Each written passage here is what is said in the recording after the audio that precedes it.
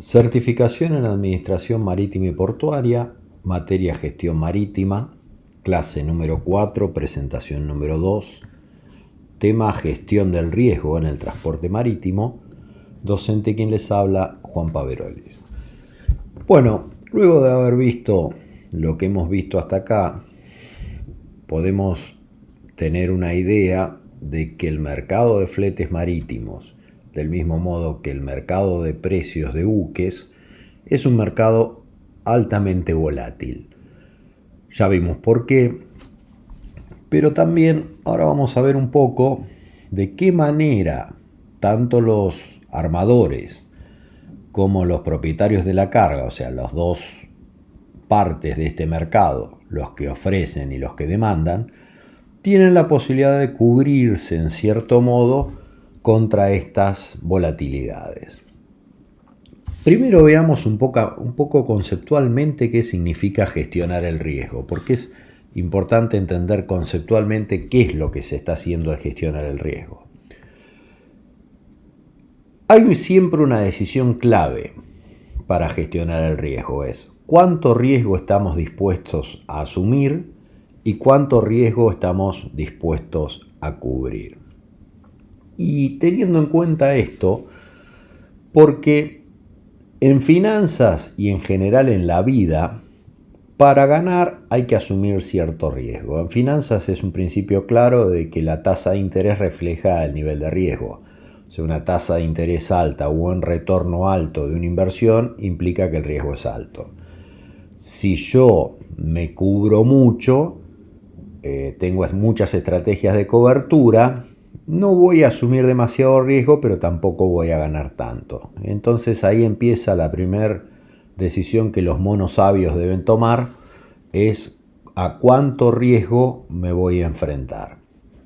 ¿Cómo es el proceso para determinar esto?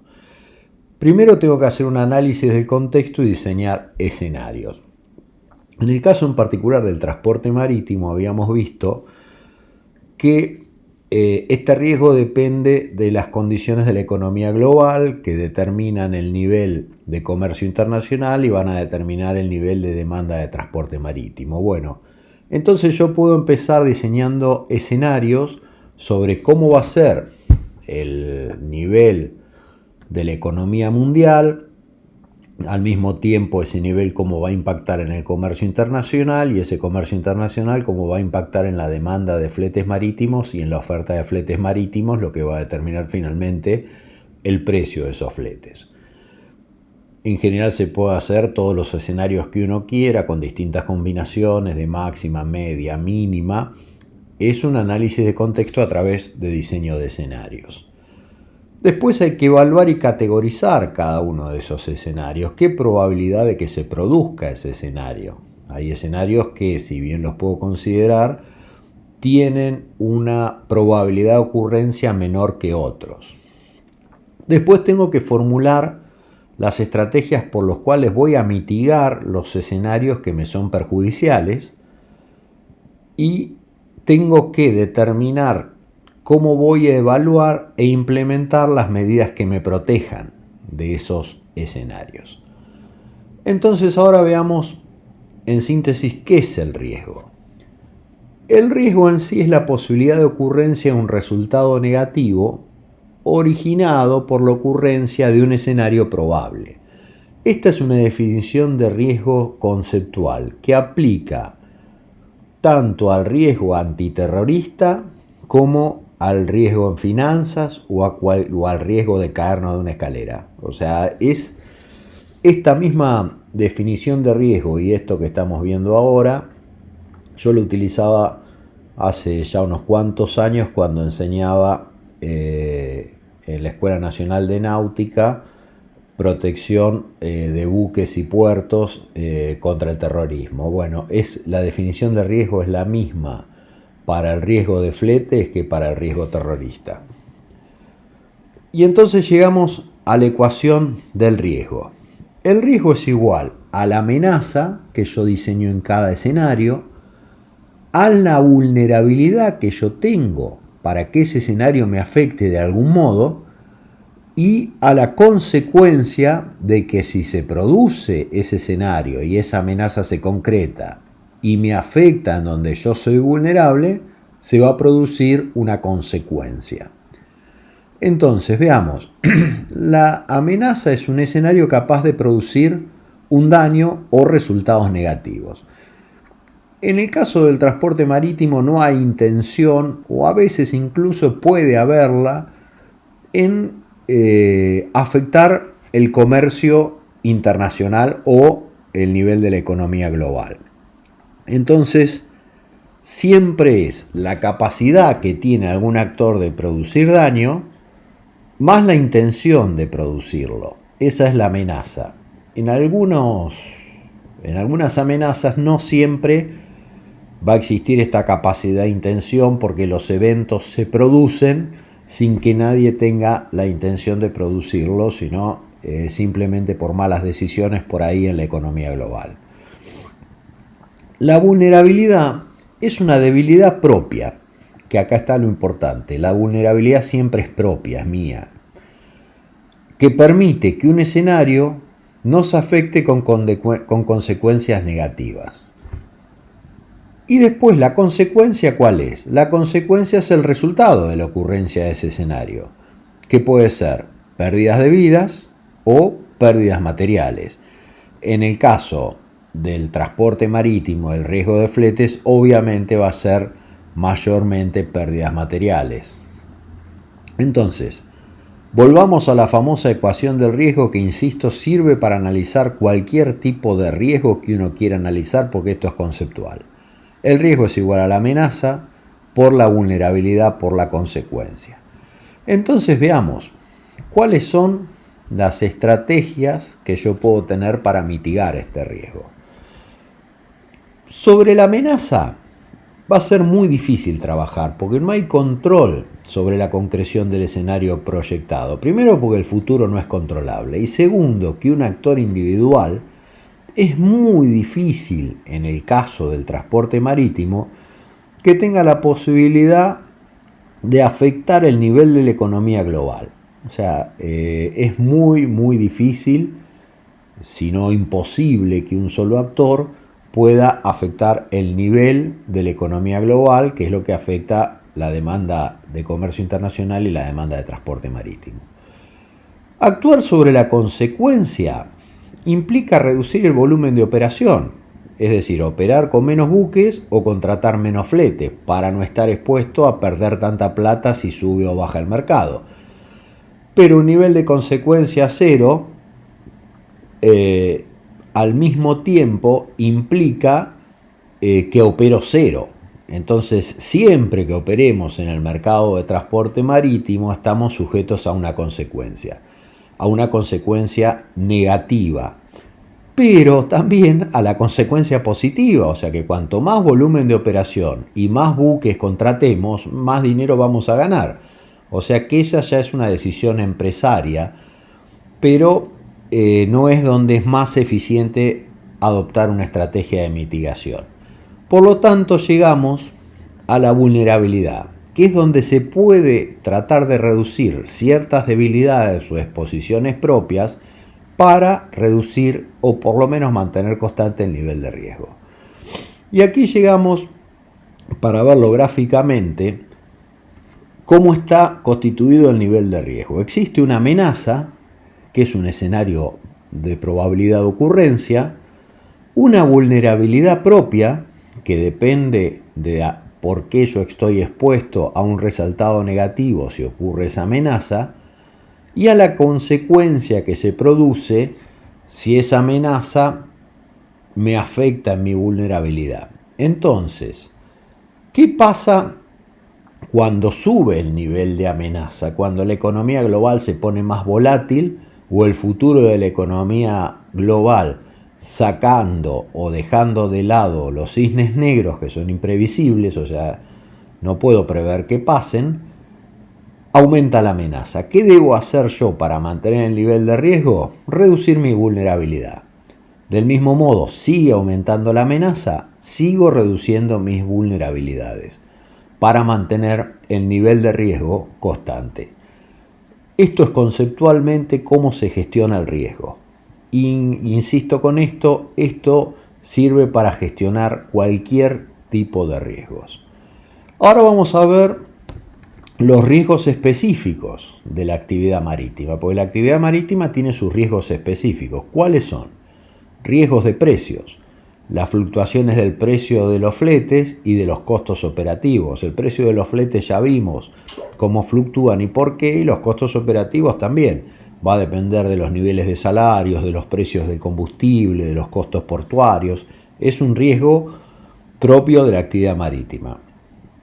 El riesgo de las tasas, los cambios en la tasa de retorno, en la tasa de riesgo, la tasa asumida en el transporte marítimo, ya sea la tasa de interés o el costo de oportunidad, va a influir sobre el costo del capital, que vimos que era el costo más importante del transporte marítimo. O sea, los cambios en esas tasas me van a influir en la actividad marítima.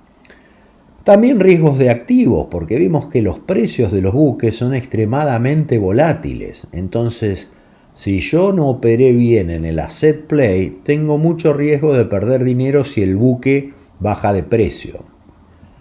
Y los riesgos de crédito o riesgos también de la contraparte, porque puede la contraparte de mi negociación comercial entrar en default, ya sea un armador que pidió un crédito bancario o ya sea un fletador que tiene un contrato a largo plazo de time charter con nosotros y debe pagar puntualmente el hire. Bueno, estos en síntesis son los riesgos específicos de la actividad marítima. Entonces, ¿cuáles son las estrategias de mitigación que yo tengo, que son reducir mi vulnerabilidad? Los contratos de futuros de flete, Forward Freight Agreements, los opciones sobre fletes, Option on Freight Rates, swaps, que son pases, o opciones reales. De todas estas alternativas, simplemente en esta presentación, dado el nivel de que es una certificación en cierto modo introductoria, vamos a hablar de los contratos de futuros de flete. Además, porque es lo que más comúnmente se utiliza para la cobertura en el mercado de fletes marítimos. Entonces, primero vamos a recordar qué es un contrato de futuro. Un contrato de futuro es un acuerdo en general, ¿no? Un contrato de futuro no solo de fletes marítimos, se aplica a cualquier tipo de contrato de futuro.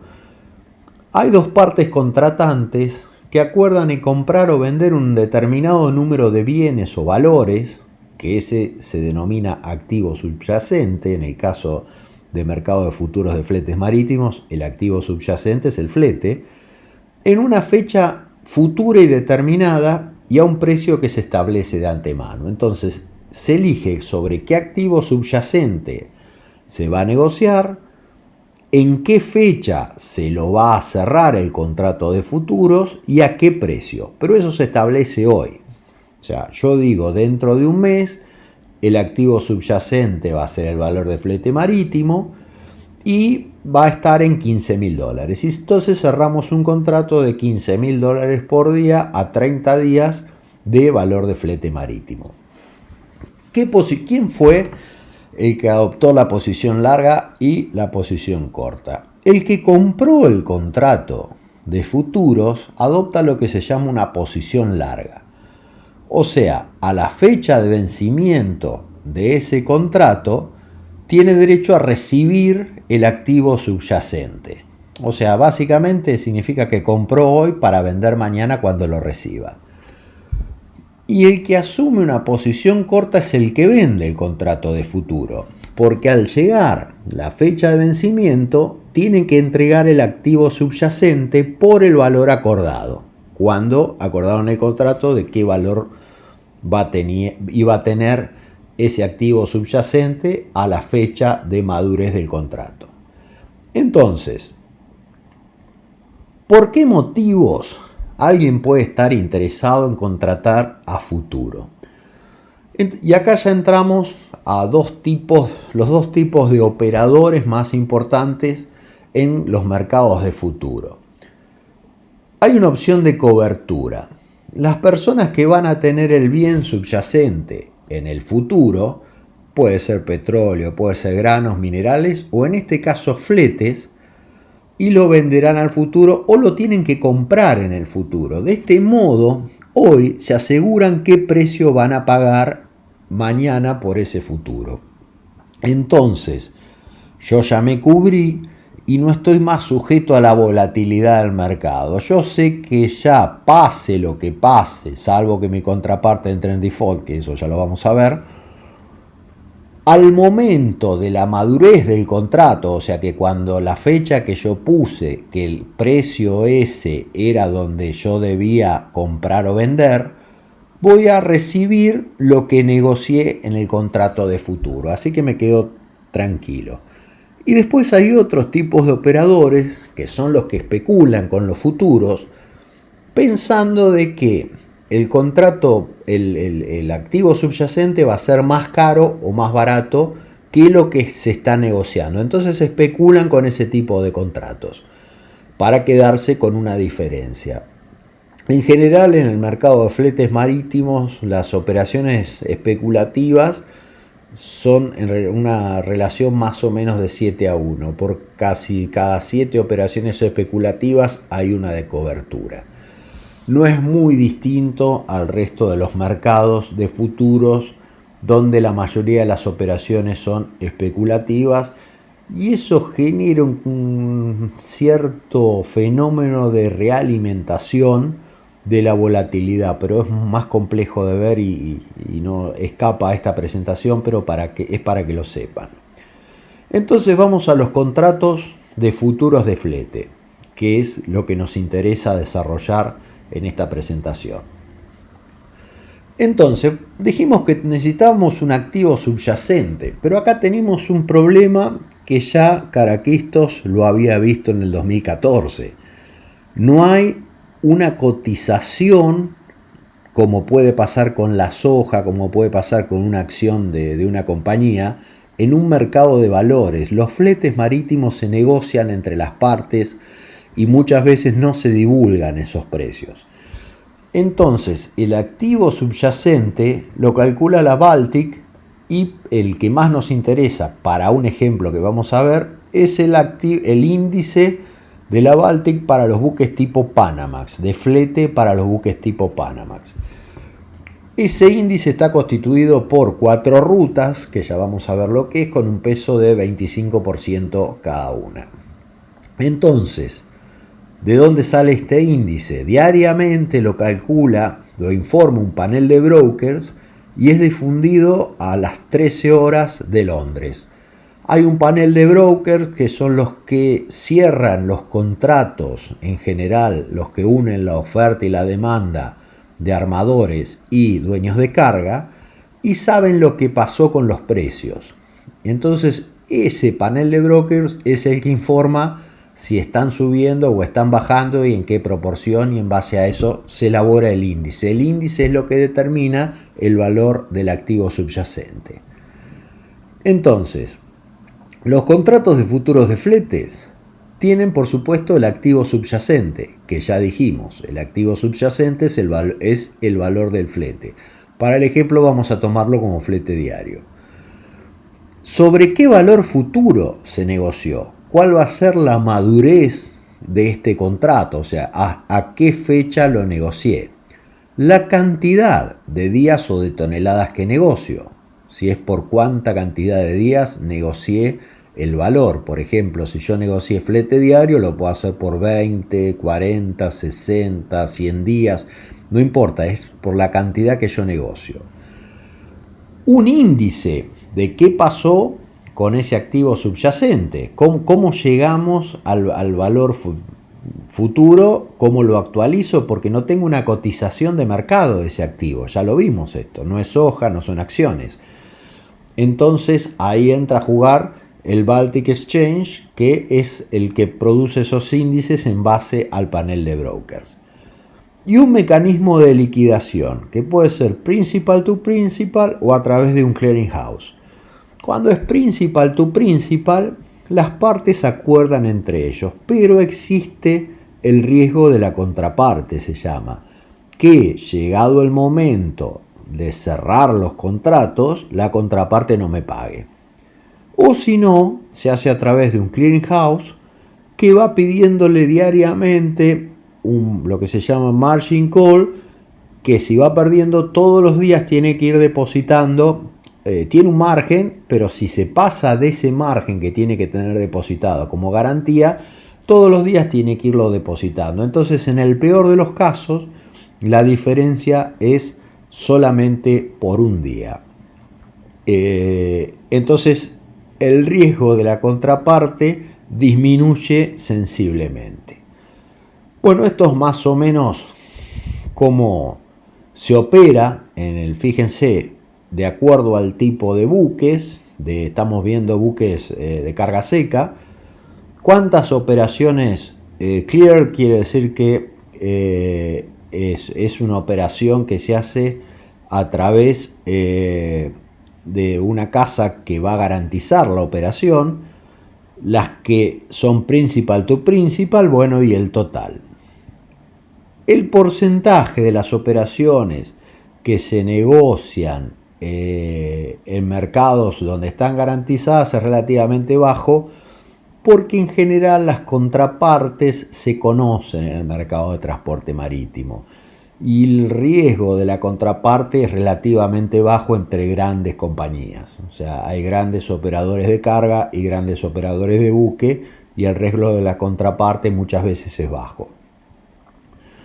Bueno, vemos quién participa: armadores, trading houses, que son los agroexportadores o dueños de carga, y entidades financieras que también operan en este mercado. Veamos ahora la ruta P1A03, que es Baltic Panamax Index para un buque Panamax. Es un contrato, este índice, ¿sobre qué se calcula? Sobre un contrato de time charter que dura entre 45 y 60 días, de un buque Panamax de 74.000 toneladas de deadweight con un calado de 13,95 metros. El buque tiene una antigüedad menor a los 12 años, navega a 14 nudos, consume 32 toneladas cargado y 28 en lastre. El buque se recibe, acuérdense, delivery en time charter en un área al norte de Europa, entre el norte de Europa y el estrecho de Gibraltar y mar Mediterráneo, para hacer un viaje transatlántico redondo con un límite de alejamiento de la costa este de Sudamérica.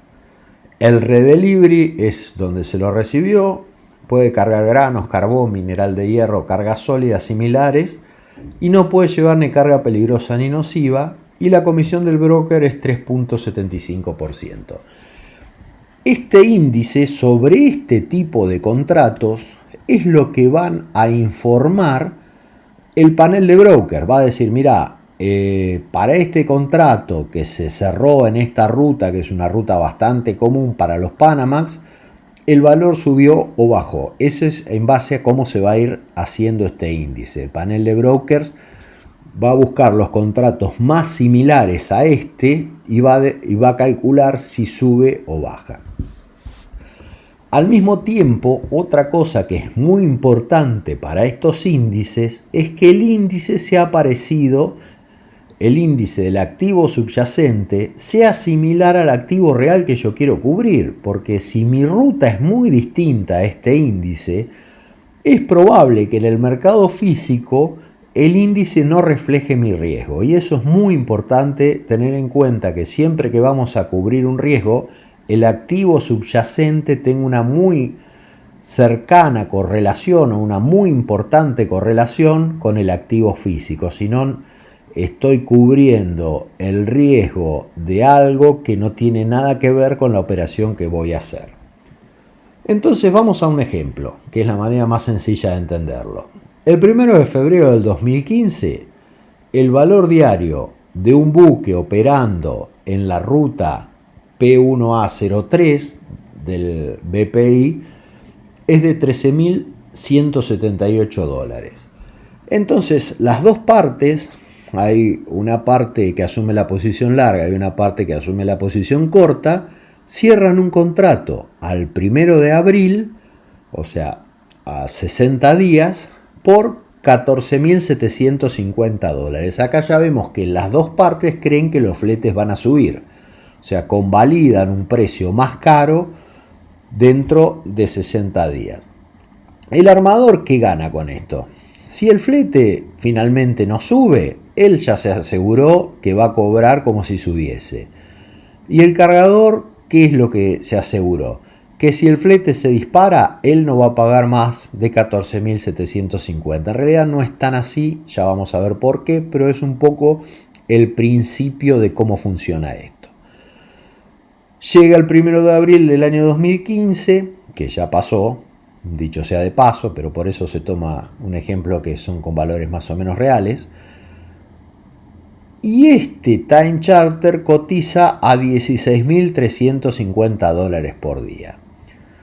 O sea, en el mercado físico, el armador termina fletando su Panamax, el buque que tenía para hacer ese viaje, en $16.500. ¿Por qué no en $16.350? Porque dijimos que no hay un mercado de los fletes marítimos, es negociación entre partes. Él logró negociar un precio mejor con su contraparte. Y el charter del mismo modo fleta 16.400 por día. O sea, también logró negociar un precio, si bien menor a lo que obtuvo el armador, es mayor a lo que calculó el panel de brokers del Baltic. ¿Cómo resulta esto? Para el armador cobra en el mercado físico un flete de $16.500 por 60 días, menos una comisión de 2% al broker. Acuérdense que la comisión de la ruta esta era el 3,7, pero en general las comisiones que por ahí se obtienen son un poco más bajas, las que finalmente se pagan.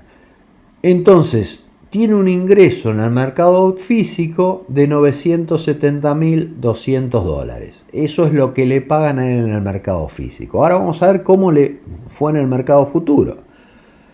Él dijo que iba a vender, o sea, él vende 14.750 unidades de flete por 60 unidades de la ruta Baltic Panama Index P1A03. Pero resulta que cuando llegó el momento estaba 16.350. Entonces él debe asumir esa diferencia de 1.600 entre lo que contrató de precio de activo subyacente y lo que realmente estaba el activo subyacente, y multiplicarlo por 60, que son las unidades del contrato, o sea, la cantidad de días. Eso le da que tiene que pagar $96.000 a su contraparte. Entonces, ¿cómo le resultó? Cobró el flete del mercado físico de $970.000, pagó $96.000 del contrato futuro, le quedaron 874.200 de saldo, lo que le da un flete equivalente de 14.570. O sea, que en realidad la estrategia de cobertura, como el futuro para el cual se cubrió no se cumplió, le resultó un flete equivalente menor al que hubiese obtenido si no se hubiese cubierto. O sea, no le resultó una buena estrategia al armador esta cobertura. Veamos qué le pasó al fletador. El fletador más o menos lo mismo, pagó 16.400, consiguió una mejor comisión de su broker, 1,5, por 60 días le dio $998.760. Al mismo tiempo, los 1.600 de diferencia que había entre lo que cerraron el contrato futuro y el valor del activo subyacente a la fecha de madurez era de $1.600, pero para él son a favor. Entonces, él pagó 998.760 de flete en el mercado físico, recibió un ingreso de $96.000 que le pagó el armador con el cual cerró el trato en el mercado de futuros, lo que le quedó un saldo de 902.760 y un flete equivalente de 15.046. O sea que si no hubiese operado en el mercado de futuros cubriéndose, hubiese pagado un flete de 16.400, cuando en realidad pagó un flete de 15.046. Esto le sirvió. Lo que también vemos acá, que no pagó un flete de 14.750 tampoco, que es lo que él contrató como flete futuro. O sea, ahí no es exactamente el mercado de futuro lo que va a terminar pasando en el mercado físico, pero de todos modos le brindó cierta cobertura al fletador. Ahora bien, de lo que vemos acá, el armador perdió plata, el fletador o el dueño de la carga ganó plata operando en el mercado de futuros, lo que nos deja entrever que la estrategia empresaria es muchas veces un delicado equilibrio entre las ganancias y el riesgo. ¿Cuánto riesgo asumimos? ¿Y por qué? Vamos a suponer que el armador del ejemplo es un tradicional armador griego con oficinas en Londres, que es lo más común. Entonces son hermanos, que son los dueños de los buques.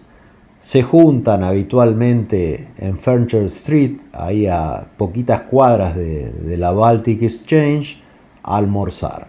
Entonces, mientras están almorzando en el Starbucks de Fenchurch Street, uno le dice a su hermano Alexander: tengo un sentimiento de que tengo un gut feeling, que es un presentimiento, o sea, es el término, una corazonada.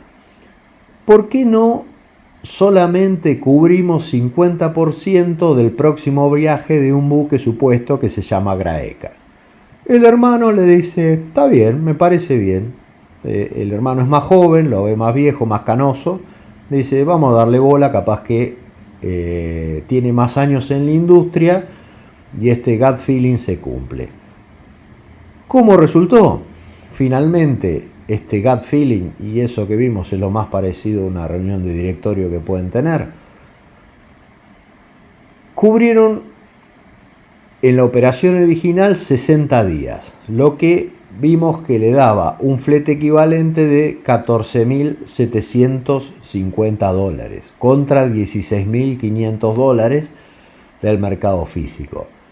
Ahora, vamos a suponer cubrimos solamente la mitad del viaje. En vez de 60 días, cubramos solamente 30 días. Quiere decir que tuvo que pagar solamente 1.600 por 30. Lo que hace que ahora el flete equivalente, en lugar de 14.750, el flete equivalente que recibió, ahora sea de 15.370. Entonces, ¿qué nos indica esto? Que asumió más riesgo, se cubrió menos, pero ganó más plata. O sea que ser empresario en el transporte marítimo también implica asumir riesgos. Y a veces los riesgos bien asumidos implican mayores ganancias. No es tan sencillo ser empresario solamente a través de estrategias de cobertura. Entonces, ganaron más. Ese mediodía se pudieron dar un gustito porque se habían ganado $48.000 más que si hubiesen hecho la otra operación, de ir a almorzar a un lugar un poquito mejor que el Starbucks que iban todos los días. Entonces, ¿qué nos queda de conclusión? Que la gestión del riesgo es minimizar la volatilidad de los rendimientos, pero no opera sobre los rendimientos.